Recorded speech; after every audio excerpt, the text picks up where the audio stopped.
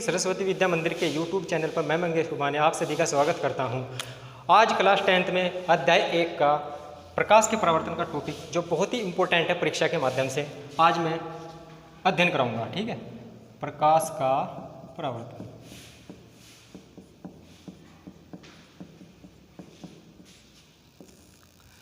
प्रकाश का परावर्तन, परावर्तन बेसिकली होता क्या है, वर्ड से ही पता चल रहा है कि परावर्तित होना। क्या? परावर्तित होना। मान लीजिए सपोज करो मैंने बॉल का एग्जांपल लिया। यदि हम बॉल को किसी सतह से टकराएंगे तो वह टकराकर क्या होती है, वापस उसी दिशा में पहुंच जाती है। तो ये क्या हुआ? परावर्तन। किसका? बॉल का परावर्तन। ऐसे ही प्रकाश का परावर्तन, जैसे ही प्रकाश किसी भी सतह पर टकराएगा तो क्या होता है, वह परावर्तित होकर वापस उसी दिशा में पहुंच जाता है। ठीक है, ये क्या हो गया? प्रकाश का परावर्तन। प्रकाश के परावर्तन के निम्नलिखित दो नियम हैं। प्रकाश के परावर्तन के निम्नलिखित दो नियम होते हैं। पहला नियम जो होता है वह है प्रथम नियम, दूसरा नियम जो होता है द्वितीय नियम।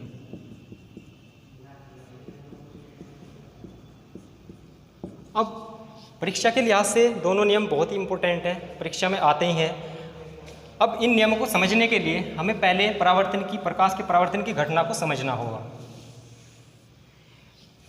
हम एक समतल दर्पण लेते हैं। दर्पण बेसिकली होता क्या है,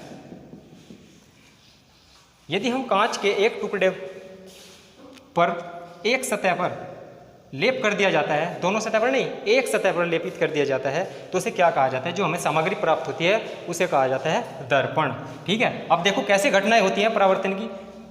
यदि कोई प्रकाश की किरण दर्पण से टकराती है, क्या टकराती है? प्रकाश की किरण दर्पण से टकराती है, जो आती हुई प्रतीत हो रही है किरण प्रकाश की, उसे बोलते हैं आपतित किरण। आपतित किरण। अब जिस बिंदु पर यह टकरा रही है आपतित किरण, प्रकाश की किरण, उसे बोला जाता है आपतन बिंदु। आपतन बिंदु। समझ में आ गया बच्चों? अब इस आपतन बिंदु से एक लम्ब डाला जाएगा, उसे बोला जाता है अभिलम्ब। मैं एक लम्ब ड्रॉ कर रहा हूं, इसका नाम है अभिलम्ब।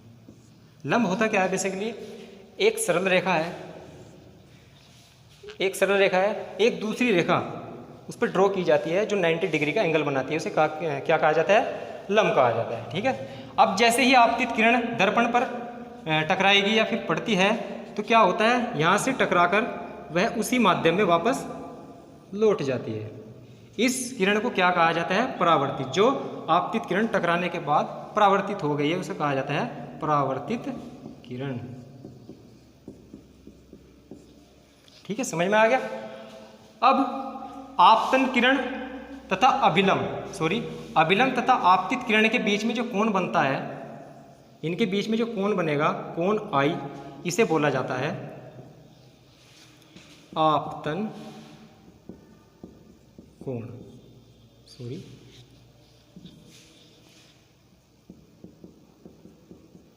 आपतन कोण। अभिलम्ब तथा आपतित किरण के बीच में बना कोण कौन सा होता है? आपतन कोण होता है। ऐसे ही अभिलम्ब तथा परावर्तित किरण के बीच में जो कोण बनता है R, उसे बोला जाता है परावर्तन कोण।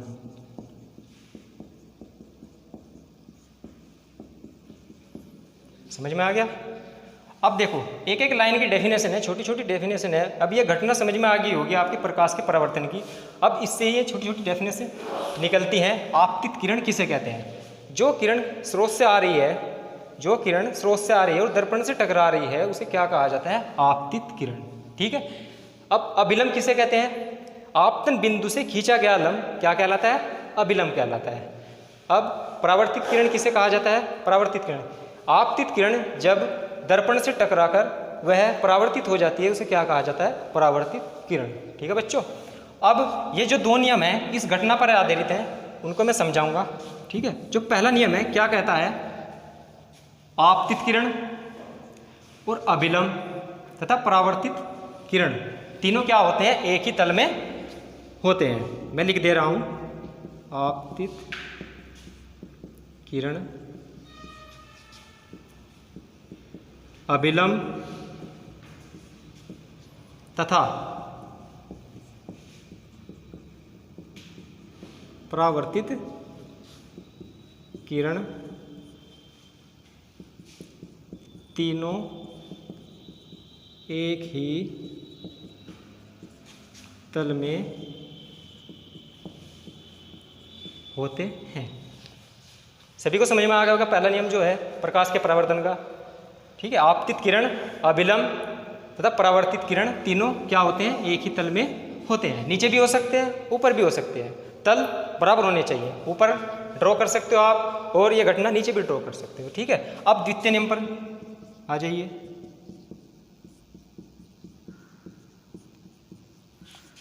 द्वितीय नियम भी इसी घटना पर आधारित है। देखो, अभिलंब तथा आपतित किरण के बीच में जो कोण बनता है, कोण आई, मैं लिख दे रहा हूँ, कोण आई, और परावर्तित किरण तथा अभिलंब के बीच में जो कोण बनना है, कोण आर, दोनों क्या होते हैं, आपस में बराबर होते हैं।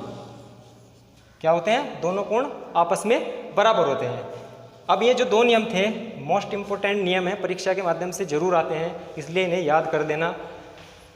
अब ये दोनों जो नियम थे इसी घटना पर आधारित थे। Thank you so much, thank you for watching this video. Next video में फिर मिलेंगे दोबारा। Thank you.